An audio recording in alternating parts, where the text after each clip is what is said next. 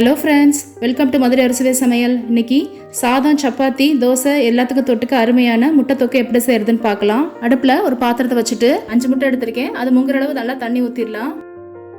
1 table spoon உப்பு போட்டிருக்கேன். நல்லா கொதிக்கட்டும். 10 நிமிஷம் முட்டை நல்லா வேக டைம் எடுக்கும். இதுக்கடையில் நம்ம தேங்காய்ச்சல் அரைச்சிட்டு வந்துடுவோம். 2 தேங்காய்ச்சல் எடுத்திருக்கேன். 5 முந்திரி பருப்பு, கசகசா 1 டீஸ்பூன். இது எல்லாத்தையும் நல்லா பேஸ்ட்டாக அரைச்சி எடுத்து வச்சுருங்க. அடுப்பில் ஒரு வடைச்சட்டியை வச்சுட்டு தேவையான எண்ணெய் ஊற்றிக்கலாம். 1 டீஸ்பூன் கடுகு. கடுகு பொரிஞ்ச உடனே பெரிய வெங்காயம் 2 எடுத்திருக்கேன். அதை பொடியாக கட் பண்ணி வச்சுருக்கேன். அதையும் நல்லா போட்டு வதக்கிக்கலாம்.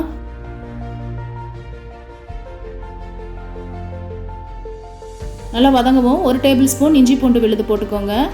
1 தக்காளி பொடியாக கட் பண்ணது அதையும் போட்டுடலாம். எல்லாத்தையும் நல்லா வதக்கி விட்டுறலாம். இப்போ நம்ம அரைச்சி வச்ச தேங்காய் பேஸ்ட்டையும் அதில் போட்டுடலாம். ஜாரை கழுவி அந்த தண்ணியும் ஊற்றிடுங்க. இப்போ 1 டேபிள் ஸ்பூன் மிளகாய் பொடி, 1/2 டீஸ்பூன் மல்லிப்பொடி, 1 டீஸ்பூன் மிளகுத்தூள், 1 டீஸ்பூன் சோம்பு பவுடர்,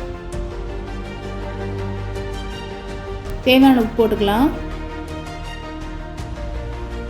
தேவையான அளவு தண்ணி ஊற்றிடுங்க. இப்போ எல்லாத்தையும் நல்லா கலந்து விட்டுறலாம்.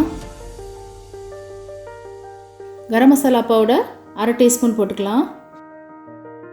அடுப்பை சிம்லேயே இருக்கட்டும். நல்லா 7 நிமிஷம் வரைக்கும் இந்த கிரேவி நல்லா கொதிக்கட்டும். அதுக்கப்புறமா நம்ம மல்லித்தலையை தூவி அவ்வளோதான் இறக்கிடலாம். இப்போ முட்டையை வேக வச்ச முட்டையை நல்லா தோல் உரித்து வச்சுருங்க. அதை இந்த எக் கட்டர் இருந்தால் அதில் இப்படி கட் பண்ணி போட்டிங்கன்னா அழகாக இருக்கும் பார்க்குறதுக்கு. இல்லாட்டியும் பரவாயில்ல, நீங்கள் ஹாஃபாக கட் பண்ணி போட்டுடலாம். இந்த கட் பண்ண முட்டையெல்லாம் கிரேவியில் போட்டுருங்க. அவ்வளோதான், அருமையான முட்டை தொக்கு ரெடி ஆயிடுச்சு.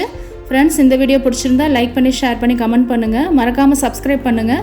பக்கத்தில் இருக்க பெல் ஐக்கானை கிளிக் பண்ணுங்கள். அப்போ தான் அடுத்து நான் போகிற வீடியோ உங்களுக்கு ரீச் ஆகும். Thank you viewers.